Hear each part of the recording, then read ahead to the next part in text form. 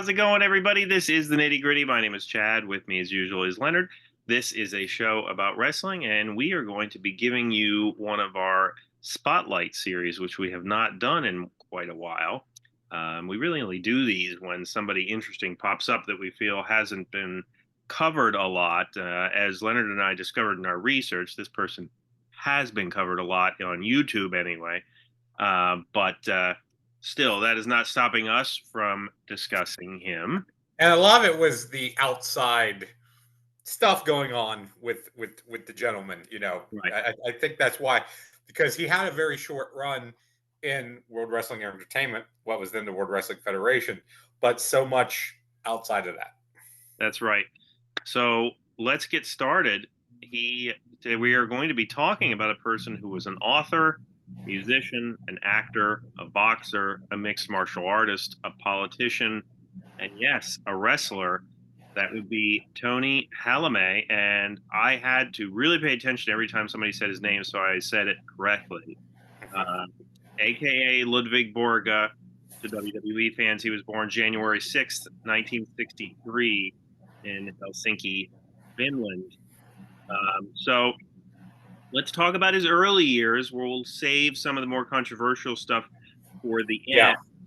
And I will give a shout out to some of the other videos that you'll see on YouTube because they are thorough and very quick in terms of covering all the points of his career. We're going to try to, give special attention to some of his matches, which is what we do here. But in any event, he spent his childhood in Lauttasaari, Helsinki. His father left the family when he was about 6 months old. His older brother was pretty much his best friend, 5 years older than him, and he assumed the role of the father figure. They'd only ever heard from their father a couple times during their life. Their mother, unfortunately, was an alcoholic with several male partners, so we've been told, and so it's been written. But Halme would go to study engineering, and he dropped out of that. But he was a heck of an athlete, participating in handball, ice hockey, and football, not to mention weightlifting. At 17, he won a silver medal at the Finnish bodybuilding championship. He later enlisted in the Finnish army and continued his training with the Finnish military sports team. He would leave the army, becoming involved in boxing and working as a bouncer.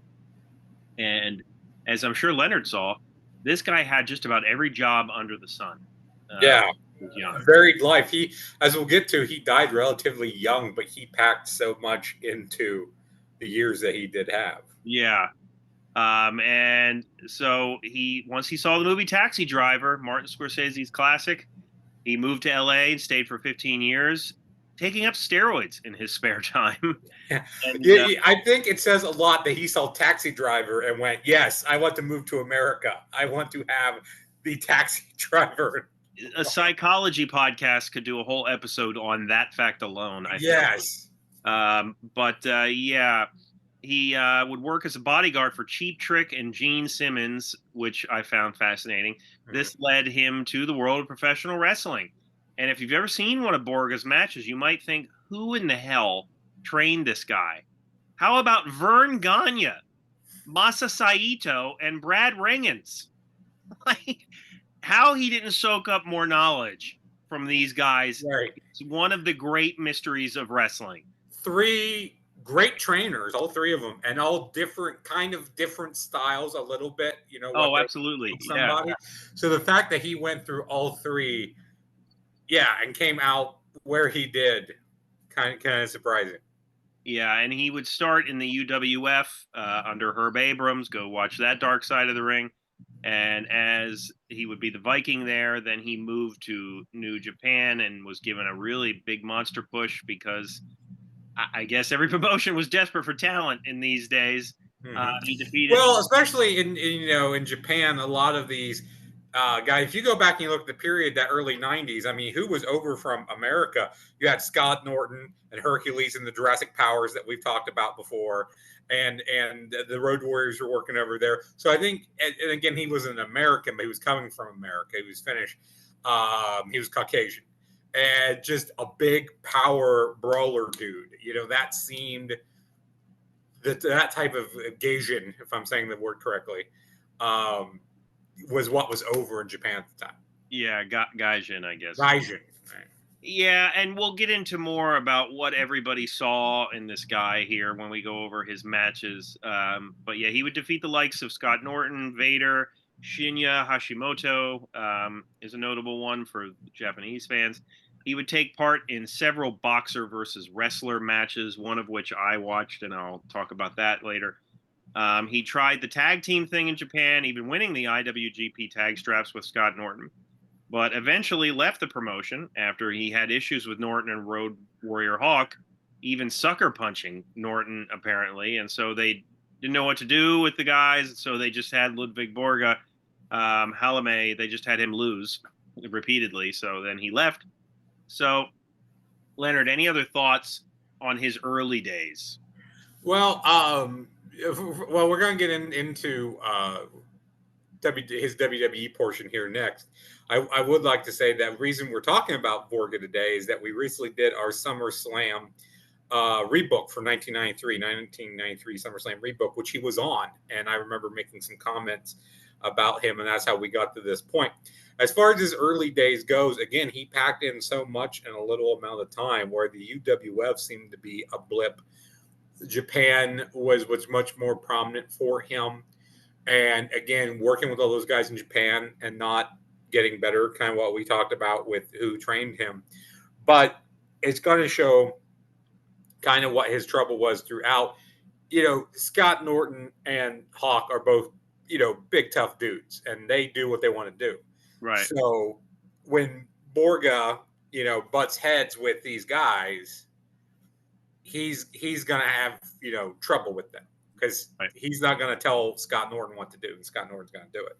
So I think that was, as we'll see, some problems with him. But I think I definitely, if I was, WWE, we're going to sign this guy, and I looked at what he was doing in New Japan, I may go, maybe we don't want him in the locker room. Right, and I don't think due diligence was done in hiring him, and that's something Jim Ross has said in retrospect as well. So he would debut as Ludvig Borga for the WWF, the evil foreign heel who had the Finnish flag on his gear and entered to the Finnish national anthem because, got to be consistent, right? Yeah, big foreign heel guy. He came in 93. If he had come in a couple years earlier, or if Hogan had stayed after King of the Ring, he would have been put into a program with Hogan, definitely. But he wound up being put in a program with Lex Luger, who was the next Hulk Hogan. So that tells you Vince, even at this time, Vince McMahon was still in that foreign heel mode. Like, that's all he knew how to do with a guy like Borga. Yeah, absolutely. He was given a push here as well. He would end Tatanka's undefeated streak and enter the program with, as you said, Lex Luger. And so let's get on to his matches, and we'll just mention it here because it's quite a prominent part of his story. He had a SS Schutzstaffel tattoo on his calf. For anybody who is familiar with Nazi Germany and all that history, and he would have to cover it up. But like the fact that he was still allowed to do that even then, like, is just kind of mind blowing to me. Kevin Nash, I watched a clip of his podcast talking about Borga, and his words were, he was a different cat, and Kevin Nash is trying to be nice because I guess he stayed with him at one point, and he sported, like, he wore this tattoo prominently in Tel Aviv, which is like, that if that doesn't tell you all you need to know about this person, then stay tuned because we'll get more into it. But so his matches, I gotta be honest, like, I've gone back and, like, this era of wrestling I wasn't really watching a lot, and I've talked about that in other shows. But I would go back and watch the WrestleManias from this era, maybe some of the more prominent pay-per-views. I did not. I knew his name. I knew his name for sure. I remember that he was a blip on the radar of WWF. I did not remember what this guy looked like in any way. And so when I saw him, I was like okay, like he's mean looking. I mean, he's a big dude. He's certainly not chiseled out of stone. I mean, he like has a solid physique certainly, but this guy's matches to me were like the dregs. I mean, like all of his matches were the same. Most of them, the ones that were under 5 minutes, like the squash matches, were just so bad, and like his move set was so limited. Um, so Leonard, you nicely sent me most of the matches that I watched. I went a little bit beyond in terms of his Japan stuff, which, by the way, since that was an early one, I'll just comment on that. Yeah, go ahead. Like he did a lot of boxer versus wrestler things over there, and he would be in one match which was versus the Soul Taker, which is Charles Wright. Yeah. Mm-hmm. And that was the gimmick in Memphis before it became Papa Shango. Right, and it was what it was. It literally was like a boxing match, kind of, or like almost like a kickboxing match. I guess if you think that the mixture of mixed martial arts and work style professional wrestling can be successful, then you might enjoy some of that stuff.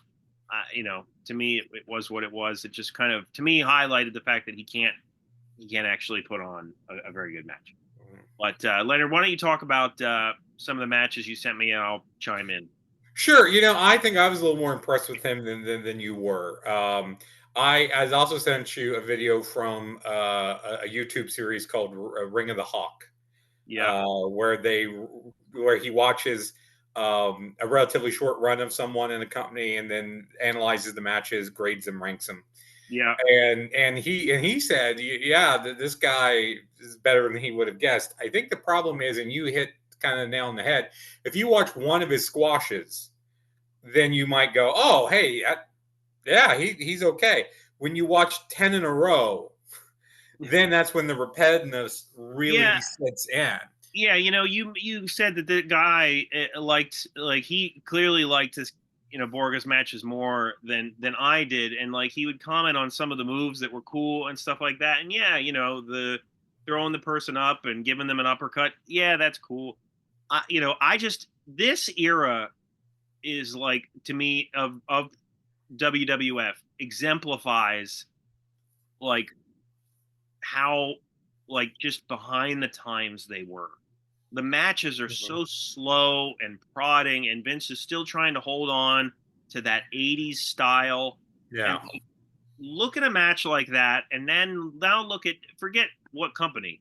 Look at either WWE or AEW now, and just the pacing is just like, we've come so far in terms of like, let's get a little bit faster of pacing. Like, yeah, the slow psychology style matches can really still be good if it's from people that were good at it, but this is not one of them, in my opinion. And he had some moves that were okay, but like some of this, like there's the headlock that was overused, and like he clotheslined a ton, and it's just like, and the Luger match, which I'm assuming was on one of the random Coliseum video. Yeah, because there's no commentary on that, but you see the Coliseum video on the video screen as they're walking out. So that was god awful. Yeah.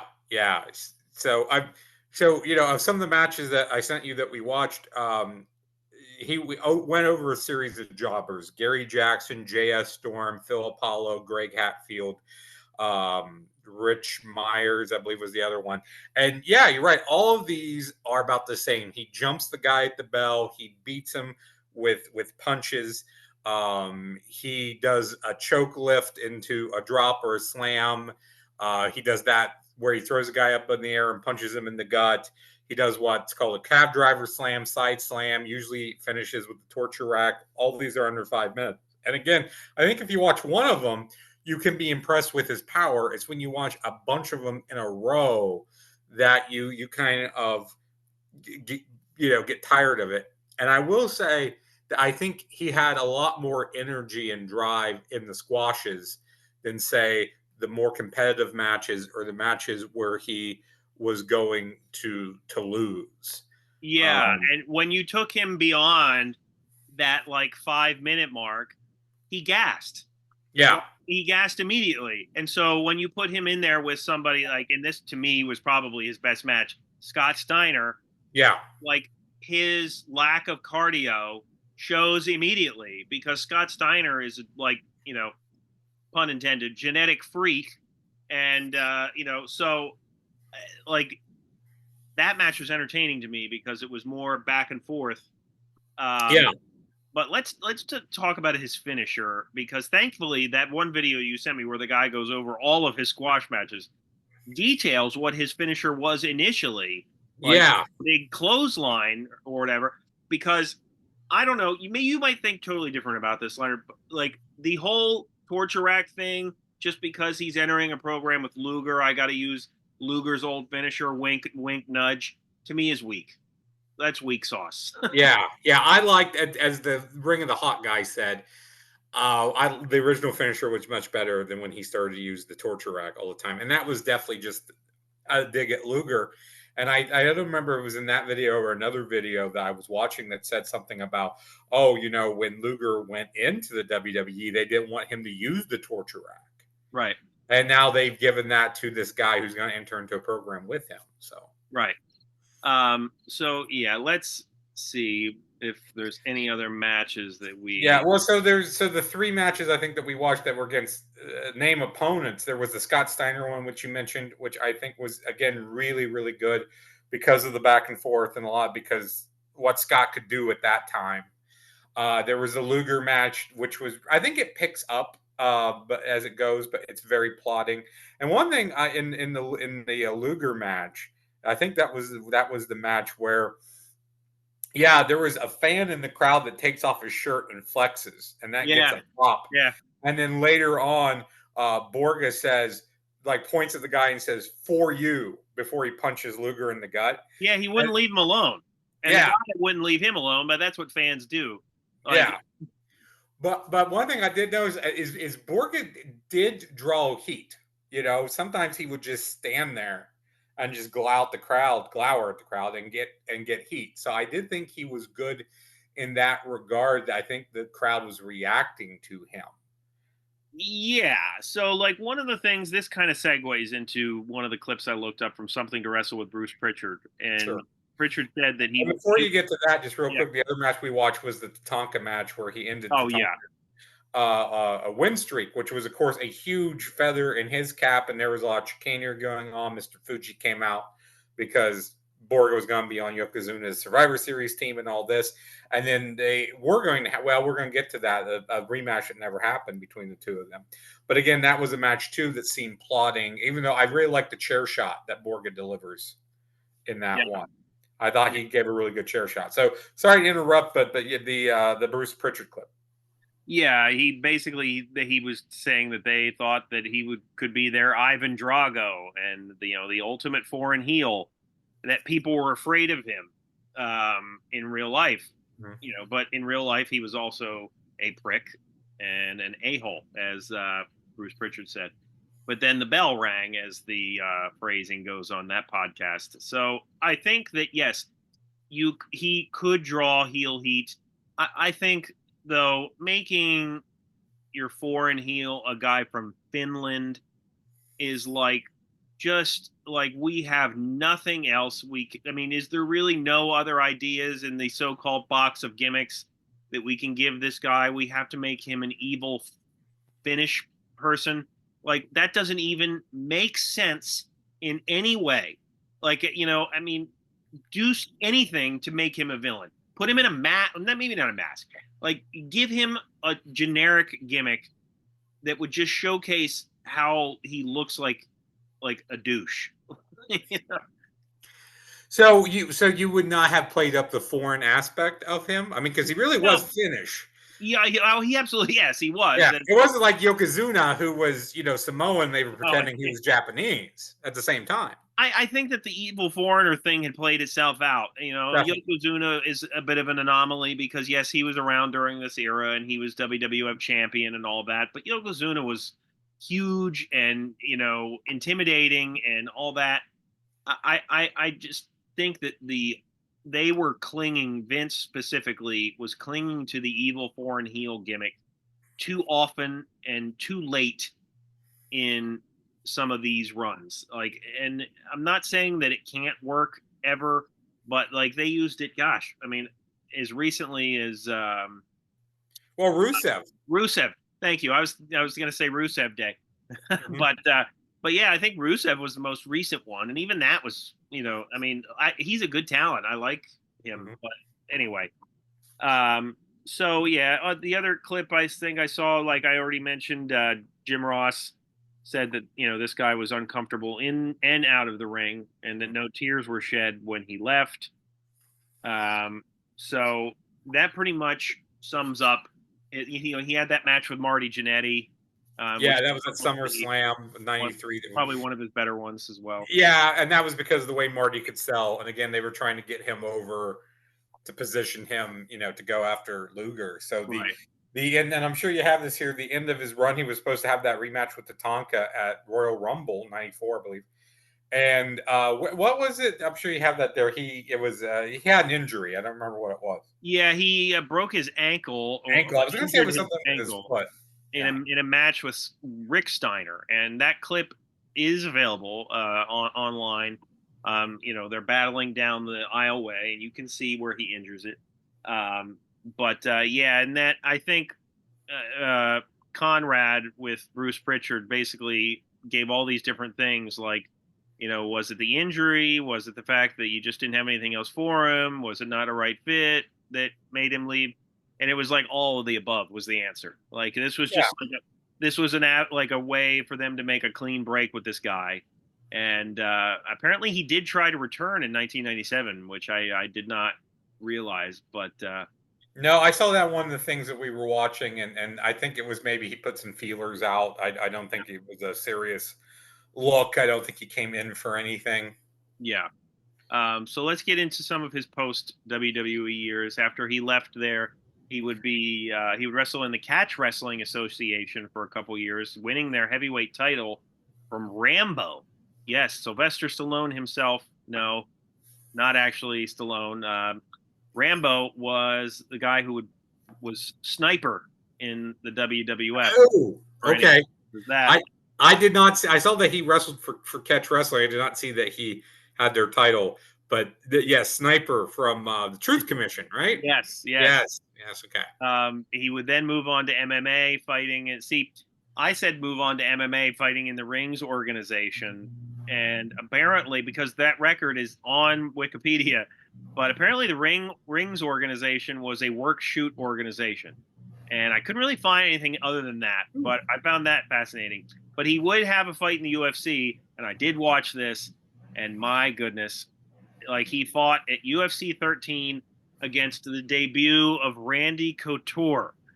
If there's any bad draw, you would a young, hungry Randy Couture, a guy who eventually would go on not just to be a UFC legend, but I feel like he was given, like anybody that watches UFC a lot or knows the history, like he was given some of these guys that either really put down MMA or were boxers who think they could do it with no trouble.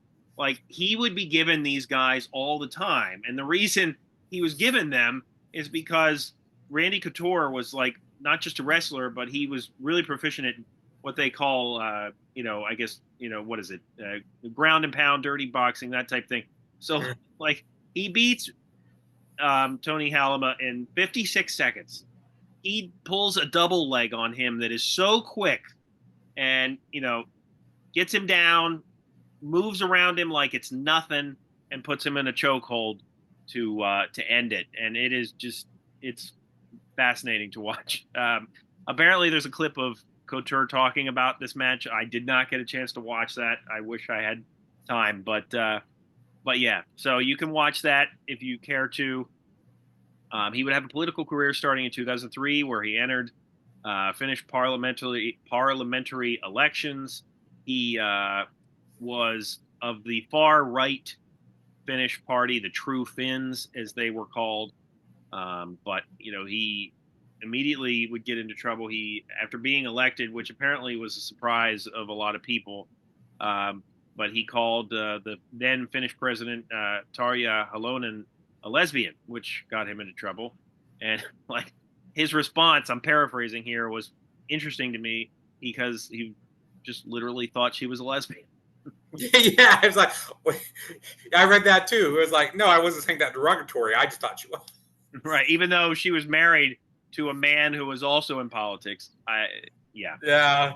So he was also elected to the city council of Helsinki in 2004 municipal elections. His term would eventually end in 2008. All during this time, though, he was having issues with the law. And like I said, there's other videos. And I'm telling you right now, if this doesn't become a Dark Side of the Ring episode next season, I don't know what will. Because considering everything that they've been through, that they haven't done Borga yet, is kind of surprising. Now, of course, he has passed, and I don't know. They may have a hard time finding people over in Finland to talk about him. I was going to say the only way that works is if they get his wife to do it. And I mean, she shouldn't have a problem doing it because once she divorced him, she wrote a tell-all book. So, like, you would think she'd be not up to doing it. She has, because she has spoken about it in the past. Yes, and they would have a lot of fights, and I guess during one of them, a handgun was fired from inside the apartment, and he was on a lot of drugs and was taken away in an ambulance, and would be in a coma for a while, and the gun was unlicensed. The police would find steroids in his office, amphetamines in his blood, and like he would have multiple issues with the law like this. He got pulled over, I believe, several times for not just drunk driving, but drug induced, impaired driving. Yes, as well. Yeah, and about that coma too. People who knew him, he wasn't a great guy anyway. But when he came out of that, it seemed like he had a lot of mental issues. He became mentally challenged to a degree coming out of that coma. Yes, and he would even have to go to a mental hospital. Apparently due to delirium from excessive alcohol abuse. He would develop cirrhosis of the liver and acute pancreatitis. And, Leonard mentioned the short-term memory loss. He wrote several books, as I indicated earlier. He was an author, and he, I guess I have not read any, but what I've heard is that he was not shy about the fact that he was homophobic and racist, and like any of his political views that were controversial, you could read about in these books. So he is the most controversial spotlight we have done since Ranger Ross the bank robber. Yeah, that's true. Yeah, I mean this guy like really did have like, and the thing is, and we'll get to his legacy, but he obviously was not dumb in that he accomplished so much. I mean, he was on the Finnish version of American Gladiators. Well, it was obviously not American Gladiators. Yes, Finnish Gladiators, but it originated in the U.S. So then, of course, they teleported that transported that to other countries. Right. So sadly, on January 8th, 2010, 2 days after his 47th birthday, Halme died from a self-inflicted gunshot wound. The gun was unlicensed. His body was found 2 days later. He was also an actor. Leonard, his acting peak was probably Die Hard with a Vengeance, right? Yes, he was. I can't remember the name of the character, but he's the Roman. Okay, because isn't he the one that takes the badge? And is where no, that's a different character. But he's in the elevator with John McClane, right? It rings a bell. I've seen that one probably the least, but yes, I believe he is one of the guys that was in the elevator with McClane that he winds up taking out. So yeah, and apparently also, and like I read two disputing reports about this. Like he was apparently also cast in Titanic. But what I read on Wikipedia was that he couldn't do it due to a scheduling conflict. And what one of the videos you sent me said was that he didn't do it because he thought it was a documentary, which I don't know. Either way, the fact that he was almost in Titanic is just insane to me. Do we know what role it would have been? I've been thinking about that a lot today. Probably, of course, given more thought to it than I should. The only thing I can think of is that he could have been like maybe a random, I don't want to say sailor, but a random member of the crew or of the Titanic, maybe somebody in the bowels of the ship, like one of those people that was shoveling the coal. Next time I watch the movie, and it's one of my wife's favorite movies, is I will have to watch it with an eye as to who could have Ludvig Borga been. Yeah, make that a great segue. Ludvig Borga could have played this. Let's go watch one of his matches so you know who he is. Yeah, he could have been that guy. Yeah. So yeah, his what are we left with? His legacy. This is a guy that accomplished a lot in his life, and even if you don't agree with his politics and right. and his viewpoints, just what he was able to do in 47 years of life, considering last few years were fairly wasted, unfortunately.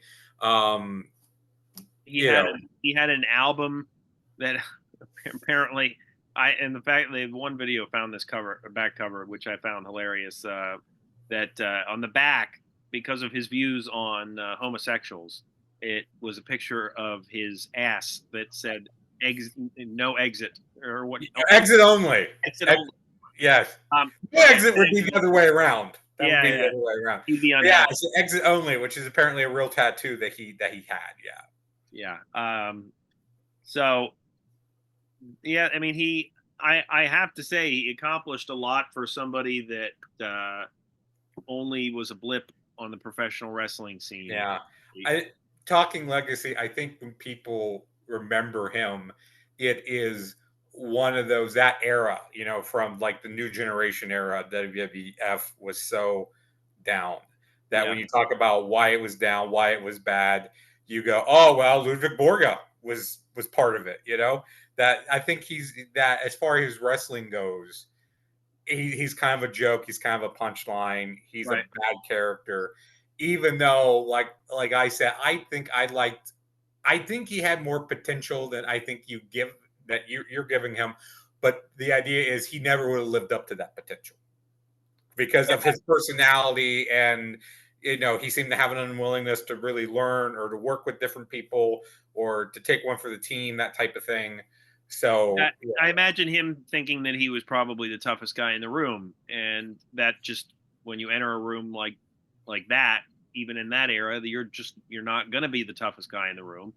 And the promos they gave him, for somebody whose language probably wasn't English his first language, like his promos could have been a lot worse, but they gave him nothing. Like, oh, the crumbling building, and this is what America like.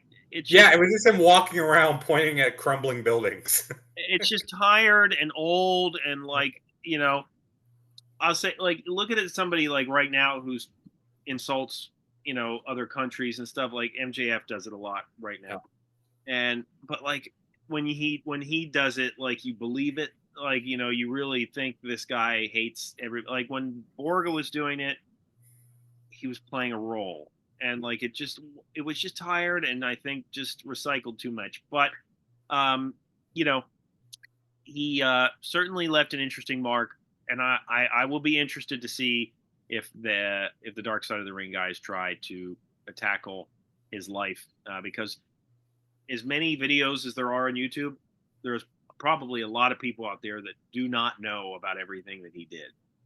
Yeah. And that's one of those things, I had kind of an inkling of what he did, but after he left wrestling. But it wasn't until we did this and we started watching all these videos and reading up stuff that I went, oh, I did not know it was all that. Yeah, it was. Am I getting this name right? Was Brockus around this era too? Yeah, I would have to look, but that sounds correct. That might be a future Spotlight series. Sure. If there even is anything to do it on. But anyway, So let us know what you thought of Ludvig Borga. If you have any memories of him at all, let us know. And if you've listened to any of his albums, please let me know how they sound. I don't know that they'd be on Spotify. Probably not. I would, is it? It's Finnish folk. I mean, what is it? It's Finnish metal, right? Death metal. I have no idea what the genre is. I would imagine. I mean, God. I mean, if it's anything other than metal, somebody was not paying attention. Yeah, Euro metal. Yeah. So yes, let us know what you think of our episode here, and please comment however you see fit. Check out other videos, segment surgery, stupid questions, random match reviews. We're also available wherever you listen to podcasts. For Leonard, my name is Chad, and we will see you next time.